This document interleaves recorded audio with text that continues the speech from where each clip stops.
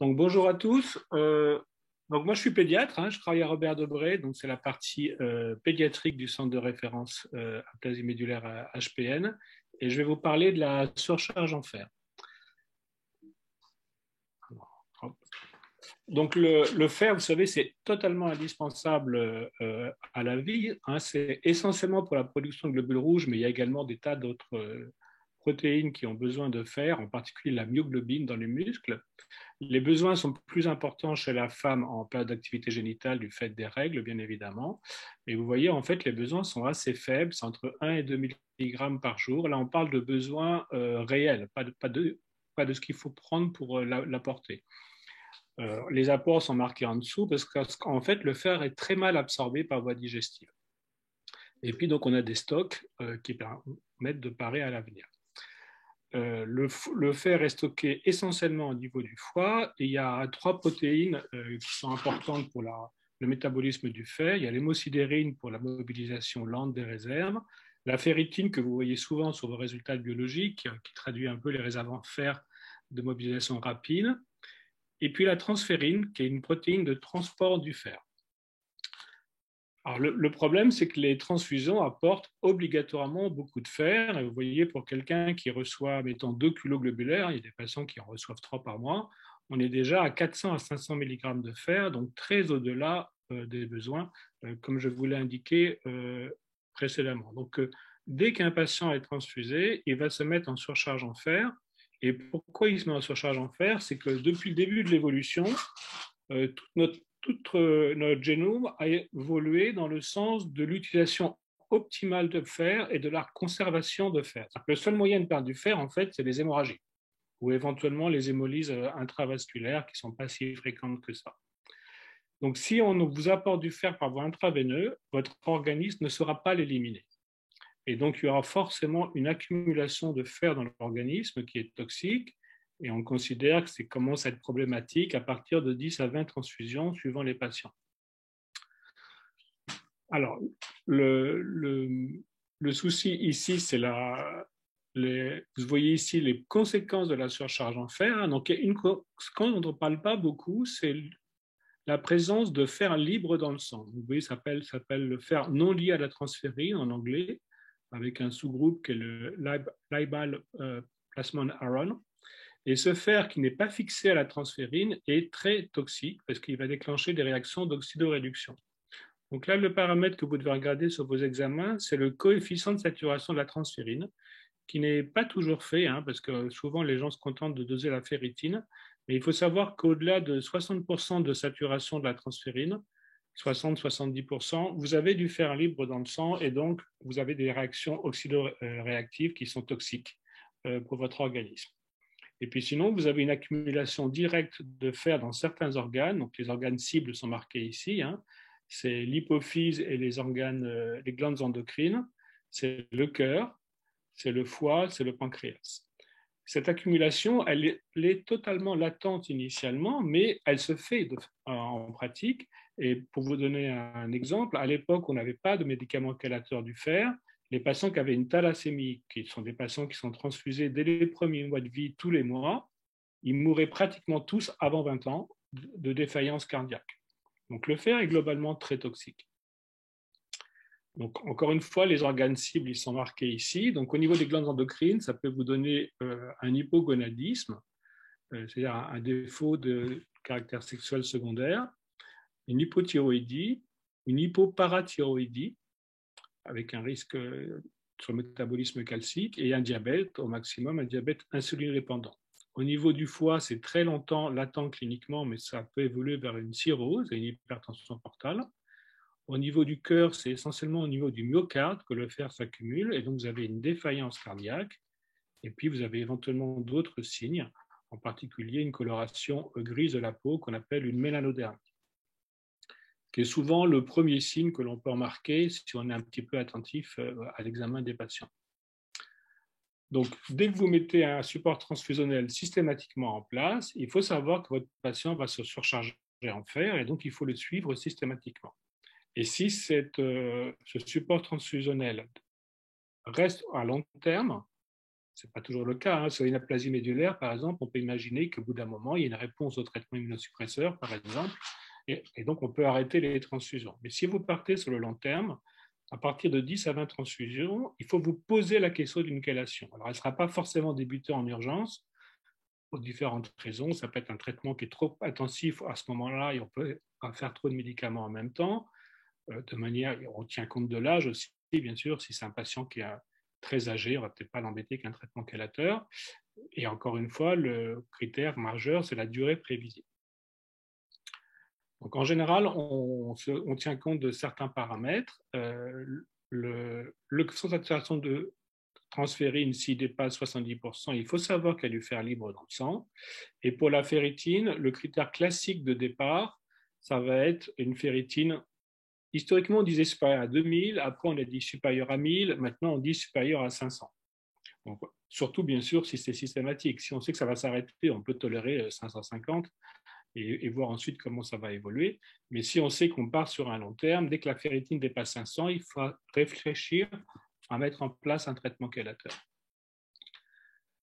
Donc la ferritine, on a beaucoup dit que c'était un marqueur qui n'était pas parfait parce qu'en fait, si vous faites des corrélations entre la ferritine et la surcharge tissulaire, ce n'est pas toujours très bien corrélé, mais en fait, ce qui est important, c'est l'évolution. Et il est important de faire des mesures séquentielles pour pouvoir voir justement une tendance, une courbe. Il faut la faire toujours dans le même laboratoire parce que parfois ça varie un peu d'un laboratoire à l'autre. Et il faut la faire juste avant une transfusion, parce qu'après une transfusion, il y a du fer, la ferritine qui est libérée dans le sang de manière artificielle, on va dire. Il faut savoir aussi qu'il y a des fluctuations en cas d'infection, par exemple, et donc c'est l'intérêt d'avoir des mesures répétées, parce qu'on voit vraiment une tendance et on ne va pas simplement s'inquiéter sur un chiffre ponctuel. Et si vous mettez en place une chélation, l'objectif, c'est de la maintenir en dessous de 500. Alors, entre 500 et 700, c'est pas si mal, et après, on voit en fonction de la maniabilité des chélateurs, de la toxicité des chélateurs, etc. Mais l'idéal, vraiment, pour les plus extrémistes, on va dire, des gens qui travaillent sur la surcharge en fer, c'est une ferritine inférieure à 500. Ces éléments de fer non liés à la transférine qu'on aimerait pouvoir évaluer, ils ne sont malheureusement pas des dosages disponibles en clinique. Ce qu'on sait néanmoins, c'est que si un patient est sous chélateur, il n'a quasiment pas de fer libre dans le sang. Donc le traitement chélateur contrôle très vite cette part toxique de la surcharge en fer. En revanche, l'accumulation tissulaire, ça peut demander des mois et des années pour être totalement éliminé par le traitement chélateur. L'autre paramètre de suivi, c'est l'IRM. Alors, historiquement, pour pouvoir évaluer la surcharge en fer tissulaire, on faisait des biopsies hépatiques, ce qui était très simple pour un hépatologue, mais pas forcément très tentant pour les patients. Et le centre de l'hémochromatogénétique, qui est à Rennes, a fait le travail historiquement de corréler les résultats des biopsies hépatiques, où on faisait un dosage de fer sur une carotte biopsique, avec des résultats d'IRM. Et c'est pour ça qu'on vous rend les résultats de l'IRM le plus souvent en micromoles de fer par gramme de foie. C'est vraiment, ça traduit l'historique de cette mesure. On évalue essentiellement le foie et le cœur. Le foie, parce que c'est l'organe de référence, c'est l'organe qui, dans un premier temps, va servir un peu d'éponge. Quand vous commencez une surcharge tissulaire, au début, tout va s'accumuler dans le foie. Et c'est quand le foie déborde, surtout, que ça va atteindre d'autres organes. En particulier le cœur. Là, on peut également évaluer en IRM de façon standard et on peut avoir une idée du risque cardiaque de la surcharge en fer. Alors, les autres organes, de temps en temps, on vous rend des résultats. La surcharge au niveau de la rate, la surcharge au niveau du pancréas. Pour l'instant, ce n'est pas des valeurs qui sont utilisables vraiment en clinique parce qu'il n'y a pas vraiment de référentiel. On ne sait pas très bien comment l'évaluer. Mais ça peut être intéressant à regarder, ça peut être intéressant pour la recherche. Donc, si vous avez un patient qui n'a pas du tout été pris en charge pour sa chélation, qui débarque avec une ferritine très élevée, c'est très important de faire une IRM hépatique et cardiaque. Hépatique pour voir la gravité de la surcharge en fer globalement. On vous rend des résultats sur charge modérée, sur charge importante, sur charge massive. Et cœur pour savoir s'il y a un risque immédiat pour le patient d'accident cardiaque. Une fois que vous avez un bilan initial, il faut répéter cet examen tous les 12 à 24 mois en fonction de la clinique, de l'évolution de la ferritine. Et on va espérer voir baisser le paramètre hépatique qu'on appelle la charge hépatique en fer, la CHF, Pour le cœur, on vous rend un résultat en millisecondes, c'est un temps de relaxation, et plus ce temps est court, plus c'est inquiétant. Et globalement, avec le suivi des ferritines et le suivi des IRM, vous pouvez vraiment savoir comment évolue votre surcharge en fer. Donc voilà les résultats qu'on vous donne. Vous voyez, au niveau du foie, la charge hépatique en fer normale, c'est inférieur à 36 micromoles par gramme. On considère généralement que si ça dépasse 100, il faut faire une chélation.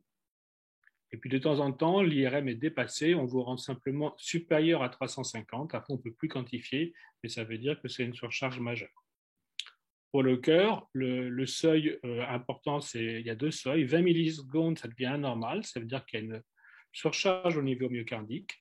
10 millisecondes, c'est associé à un risque d'accident cardiaque dans l'année, qui peut être soit une défaillance cardiaque, soit un trouble du rythme ou de la conduction, mais dans tous les cas, qui peut être associé à un décès cardiaque. Là, vous avez des courbes qui ont été établies chez les patients thalassémiques, qui encore une fois sont un modèle classique pour la surcharge en fer. Et vous voyez qu'en fonction du temps de relaxation, l'incidence de la défaillance cardiaque, si vous avez un temps de relaxation très très court, vous voyez que sur une année, vous avez 60% des patients qui ont fait une défaillance cardiaque. Alors que si vous l'êtes au-delà de 10 millisecondes, c'est déjà pathologique, mais globalement, il y a peu d'accidents. Et là, c'est la même courbe avec les troubles du rythme. Donc, quand vous avez un patient qui a une surcharge au niveau du cœur illustré par un temps de relaxation diminué, il faut lui faire un bilan complet, la fonction cardiaque par une échographie et les troubles du rythme et de la conduction par un Holter. Donc ça, c'est des examens importants, donc une collaboration avec nos collègues cardiologues.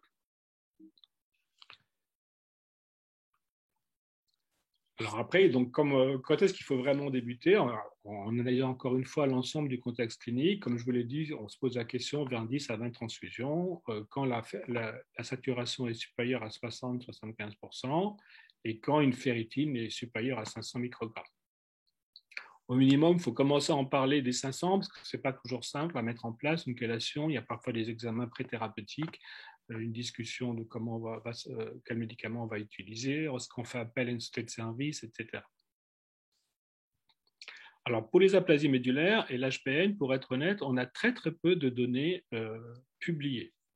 C'est-à-dire que vu la gravité de la maladie initiale, ça n'a pas toujours été, on le sent, une préoccupation majeure des gens qui traitent les aplasies médulaires. Et ce n'est pas du tout rare d'avoir des patients suivis pour aplasie médulaire qui finalement s'avèrent en échec. On va les greffer et là, tout d'un coup, on se pose la question, oulala, mais est-ce qu'on l'a surchargé en fer? Et on tombe sur un bilan très perturbé en se disant que ça va être compliqué à rattraper avant la greffe. En termes de chélation, on a 3 médicaments disponibles. Le plus ancien, c'est le Desferal. C'est ce médicament qui a permis la survie à long terme des patients transfusés au long cours. Donc, c'est vraiment un médicament majeur qu'on connaît très bien, qui est globalement peu toxique, qu'on sait bien manier, mais qui a comme inconvénient majeur d'être donné en perfusion sous-cutanée sur des temps minimum de 8 heures et à l'idéal de 10 à 12 heures. Donc, en pratique, les patients se branchent la nuit et se débranchent le matin. Comme ça peut paraître très lourd. En fait, maintenant, avec les petites aiguilles punaises, avec des systèmes de pompe très maniables, finalement, c'est assez bien toléré. Et puis sinon, on a 2 médicaments. Le Feriprox, qui est un médicament qui a été pas très bien développé, qui inquiète un peu les hématologues parce qu'il peut donner des agranulocytoses, il a une toxicité médulaire, donc c'est sûrement pas celui qu'on va utiliser en première intention chez un patient qui a une aplasie. Et le Deferacirox, qui a été un énorme progrès, parce que ça a été vraiment le premier chélateur par voie orale qui a été bien développé, il y a comme problème principal une toxicité rénale, ce qui peut être très compliqué à gérer quand un patient a de la cyclosporine. Parce que associer 2 médicaments néphrotoxiques, ça passe pas.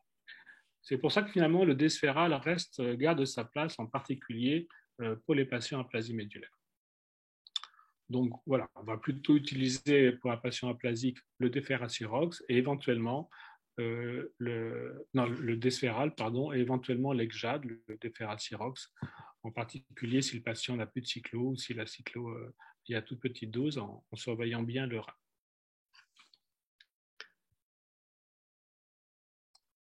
On peut associer deux chélateurs, en particulier quand on est dans des situations de surcharge très importantes. Donc ça arrive de temps en temps, des patients qui ont une longue évolution de transfusion et qui n'ont pas très bien fait leur chélation. L'intérêt éventuel, c'est d'être plus efficace, c'est de pouvoir donner des doses plus faibles de chacun des deux, donc finalement d'avoir moins d'effets secondaires, mais enfin, c'est un peu plus compliqué à manier. C'est néanmoins à discuter quand la situation est d'emblée grave, et en particulier pour le cœur, si vous voulez vraiment réverser rapidement une surcharge cardiaque, il y a une association de référence qui est Desferal plus Feriprox. Le suivi, il y a des paramètres de suivi qui sont propres à chaque chélateur pour surveiller les données de toxicité. Il faut suivre le bilan martial. Alors, moi, j'ai tendance à faire des bilans tous les mois. C'est un peu du luxe, mais bon, ce n'est pas ce qui coûte le plus cher dans la prise en charge de ces patients globalement. Et encore une fois, ça vous permet vraiment d'avoir une tendance de faire des courbes, de ne pas être perturbé par les événements infectieux intercurrents et finalement de vous poser des questions tous les 3 mois avec 3 chiffres, parce que je pense qu'il faut évaluer la chélation tous les 3 mois. Là, vous verrez si les choses se passent bien ou pas. Est-ce qu'il faut augmenter, est-ce qu'il faut diminuer le traitement chélateur. Une autre chose que vous devez bien connaître, c'est que plus la ferritine est basse, plus les chélateurs sont toxiques. Donc, il arrive fréquemment que chez un patient qui a une très forte surcharge, on augmente progressivement la chélation jusqu'à éventuellement des doses importantes, maximales. Mais il faut aussi dire aux patients que ce ne sera pas toujours comme ça. Et de fait, quand la surcharge diminue, il faut penser à baisser la chélation tout en la maintenant, tant qu'on n'a pas obtenu les objectifs qu'on voulait, pour éviter des problèmes de toxicité. Donc actuellement, les recommandations, c'est que si vous avez 2 ferritinémies inférieures à 500 à un mois d'intervalle, il faut au minimum baisser la chélation. Et si vous êtes en dessous de 300 microgrammes par litre, il faut arrêter la chélation, même si c'est un arrêt qui va être uniquement transitoire si vous continuez les transfusions, mais vous repartirez sur des doses plus faibles. Là, je vous donne un exemple d'une patiente du centre de référence. Donc, elle avait une anémie de Black Diamond, qui est une forme d'aplasie constitutionnelle limitée à la ligne rouge. Et vous voyez, comme beaucoup de patients, elle avait totalement arrêté sa chélation à l'adolescence et jeune adulte. C'est l'âge où on aime bien prendre les risques et faire des bêtises. Elle est arrivée avec une surcharge majeure. Moi, j'ai fait un diagnostic d'hypothyroïdie clinique la première fois que je l'ai vue arriver dans le box. Et vous voyez ici tous les paramètres, vous voyez, de 2007 à 2018, ça a pris du temps. On a été amené à modifier plein de fois la chélation, mais on a obtenu des résultats. Elle part avec une surcharge hépatique majeure à 350 et un T2 étoile ABC. Et là, à la dernière évaluation, elle a une surcharge hépatique qui a totalement disparu. Donc, si vous faites bien la chélation, il n'y a pas de raison, vous aurez un résultat, mais il faut savoir que ça prend du temps.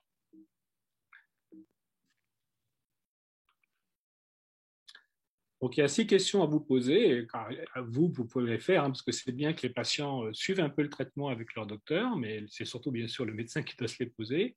Bon, d'abord, est-ce que mon patient est bien transfusé? C'est quand même l'objectif, que vous avez une bonne qualité de vie avec votre support transfusionnel. Ensuite, comment évoluent les paramètres de la surcharge en fer? De quand date la dernière IRM? Est-ce qu'il est temps de la contrôler? Ensuite, est-ce que le chélateur est bien toléré?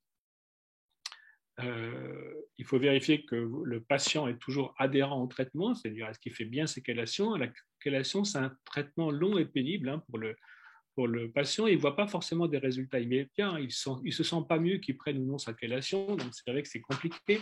Il faut être volontaire, il faut bien comprendre le pourquoi du traitement. Il ne faut pas hésiter à discuter avec le médecin en disant que là, je craque un peu avec le Desferal, est-ce qu'on ne pourrait pas passer à l'Exjade? Bon, voilà, il faut discuter le traitement. Le médecin doit se poser la question d'adapter ou non la posologie.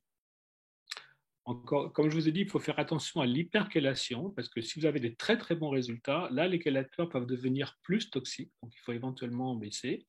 Et puis, à peu près une fois par an, on fera un bilan endocrinien, diabétique, pour vérifier qu'il n'y a pas que de conséquences sur les organes de la surcharge en fer. Vous voyez, c'est pas mal de paramètres à suivre, avec des choses qu'on fait à chaque consulte, des choses qu'on fait une fois par an. Donc, c'est bien d'avoir vraiment une attitude des guidelines un peu systématique. En conclusion, la chélation, ça marche, mais il faut que l'hématologue soit convaincu et que le patient soit adhérent. Donc, c'est vraiment une alliance thérapeutique entre vous et lui, et il faut faire les choses ensemble. Il faut rediscuter à chaque consultation. Moi, les patients que je suis, qui sont transfusés de façon mensuelle, j'essaie de les voir au moins tous les 3 à 4 mois. Alors, ils sont transfusés en hôpital de jour, je ne les vois pas forcément à chaque fois. Mais en revanche, tous les 3 à 4 mois, je fais le point avec eux sur la chélation et on discute le traitement et on l'adapte éventuellement. De temps en temps, on peut donner un petit break. Hein, vous partez en vacances, ben vous ramenez pas votre pompe de Desferal pendant une semaine. Hein, ce n'est pas un traitement vital, mais il faudra savoir qu'il faudra reprendre au retour. Et globalement, l'expérience prouve que plus vous parlez avec votre patient et vous discutez avec lui de sa chélation, ben, plus il va être adhérent au projet. Et au final, plus vous aurez un bon résultat du traitement.